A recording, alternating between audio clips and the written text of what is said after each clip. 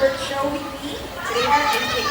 Now, here's an object that I will hide under one of these three silver cups. So where will you want me to put this object?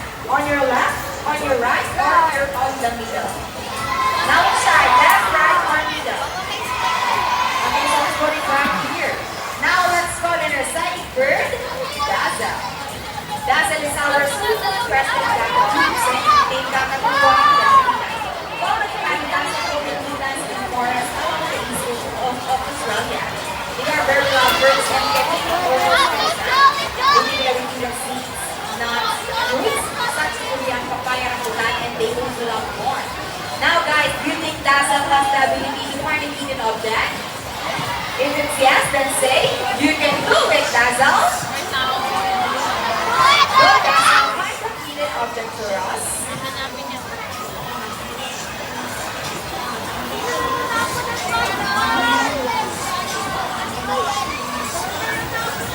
And she found it! Now let's put Dazzle with you. Now, for our next featured birds are just like any married couple.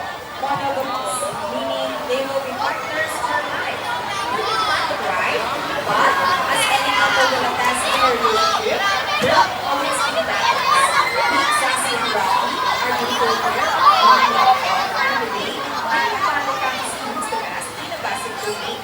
But before we start this battle, I'll be back with you in your two groups. All the girls will cheer for sassy. Come on girls, let me hear you say sassy, sassy, sassy, sassy. And the last will cheer for Rocky. Come on girls, let me hear you say Rocky, Rocky, Rocky, Rocky. Alright, words ready, players ready, set, go! Here's Rock on his first ball, followed only by Sassy. Another ball from Rocky. And another ball from Sassy. For the last ball, Rocky wins! What can you say about the Trainer and G? You guys, who's behind? Hold on. We want another race. Oh, she wants another race. Trainer John.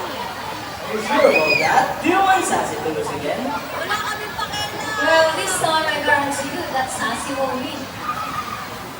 So, what race do you have in mind?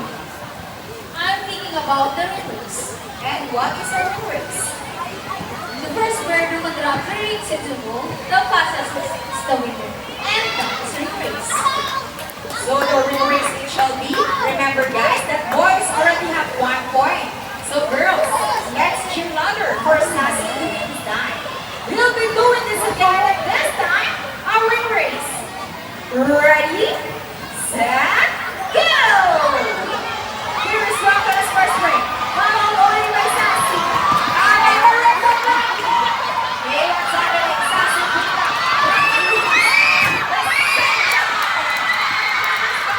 And the winner is Sassy. Trainer John, what do you say about that? 3 rings at the same time. Hey, you guys did it! Oh, he thinks you cheated. No, we didn't cheat. Sassy is so green. Oh, so it's true that girls are more intelligent than boys? Allow us to Rocky and Sassy. Ron and Trainer G.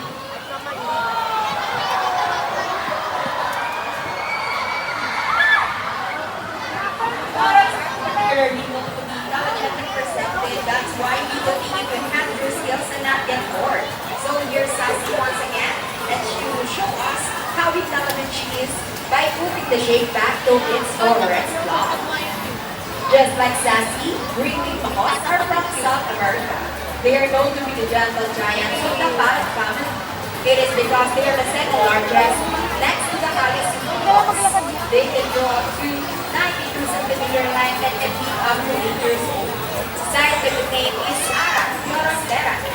They usually eat seeds, nuts, salts, and minerals along the river banks. And for the last shape, go Sassy girl, you can do it. And there you go, intelligent drive. Round for Sassy, Richie. Now guys,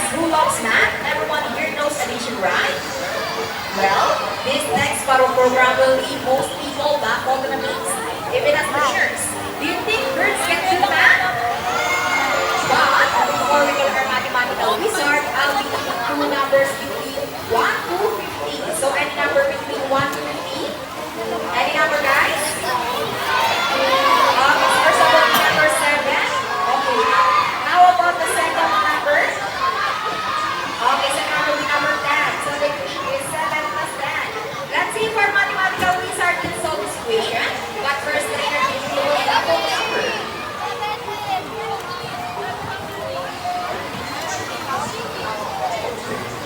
Now let's call it our hard with Rocky.